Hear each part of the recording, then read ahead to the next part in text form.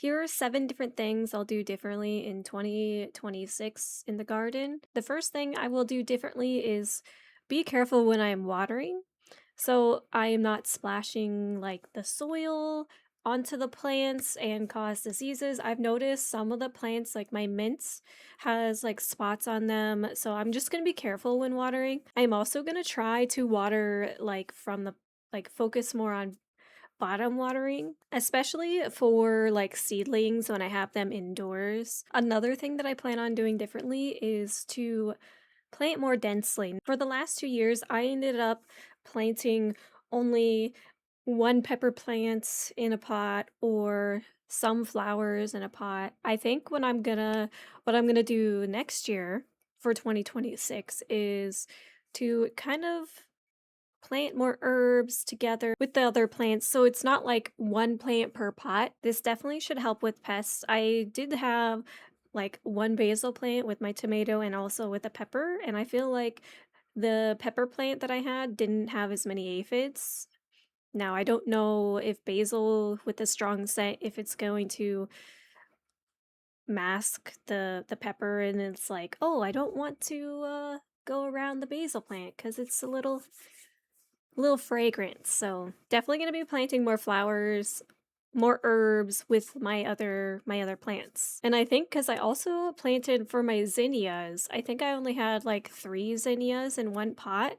I might try to do more layering with other flowers. So like have like a alyssum in the front cascading over the pots and just having a variety and not just one flower or one plant in said container. The fourth thing that I will do differently is to plant extra flowers and veggies. So when I had like my seedlings and I started those, I did like with the peppers, I did plant more of each, but then I only ended up planting more like only one out into the garden for like per pot. If I did have extras, I'd have them separately. What I think I'm going to do is definitely have extras. So, like, if there is something that eats my seedling or have like extra flowers, definitely think having those extras will help me in the long run, just in case if something happens, because you never know. Something can take out your pepper plant, and then that's pretty much the whole season is gone. I did have there were a couple peppers that did not grow very well, so I didn't get a harvest. Like I believe with the Tabasco pepper, it didn't do very well. And number 5 on the list is plant more succession plants. So this is going to be for like flowers and I think mainly lettuce. And peas. I think instead of having just like a harvest all at once, I want to continue to have like lettuce and mainly peas and maybe like cucumbers too. I can maybe succession plant those later because that's kind of what I did last year where I had the one cucumber plant and then the second one, so they didn't all have a harvest at the same time. But I definitely want to like plant more lettuce. The next thing I'm going to do differently is start lettuce and flower seeds indoors. I did plant some this year, but I mainly did more of direct sowing. For a lot of the flowers, they just didn't seem to do very well, especially and also the lettuce with like the way my setup is because I don't really have like really bright grow lights. So they seemed a little bit leggy, but I think I'm gonna try it again. I'm gonna kind of compare like what is working indoors, and I'm also gonna try to see if I can grow lettuce in the container indoors during like the winter time.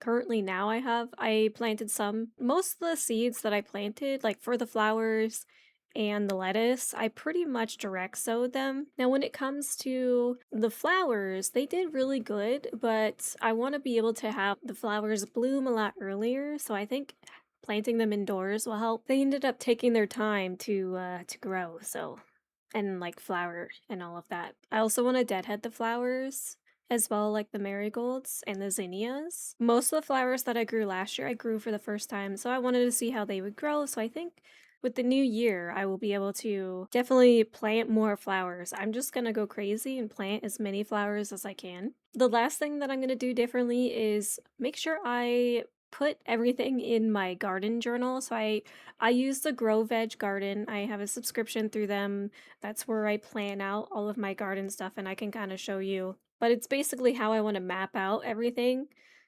with like where plants go and what container. That's the one thing that I want to focus on is really pay attention and write in the journal. Like I would do it at first. I would get all excited. Like in the beginning of the year, I'd be like, okay, I'm gonna write down what I planted this day and all of that. My goal is to write down everything that I do in the garden, or that I plant, I harvest, I direct sow, anything that's like that I notice in the garden, mainly like pests, or if there was like a rainstorm that took out my tomato plant, or my the windstorm that took out my tomato plant like last year. I just want to be able to document all of my findings that I get and then just I can look back to see what's working and what's not working. And the nice thing about the Grow Veg Garden planner and also the journal is you can see like what you have for your plants that's in the garden, and then you can look in the journal and you can all the stuff that you record will be there even with the varieties, and you can also like go back to any of the years that you planted it and see what did good and what did bad, and what you if you want to plan on something new or if you like certain varieties. Because I know sometimes I might forget, like, if there was something that I really liked, like a variety of vegetable or flowers. Because I've noticed, like, a lot of the nasturtiums. So I got the Purple Emperor nasturtium, and it didn't seem like it was growing very well. And I've also have noticed other gardeners saying that too. I'm also trying new varieties for next year. These are the 7 different things that I plan to do in the garden next year for 2020-26.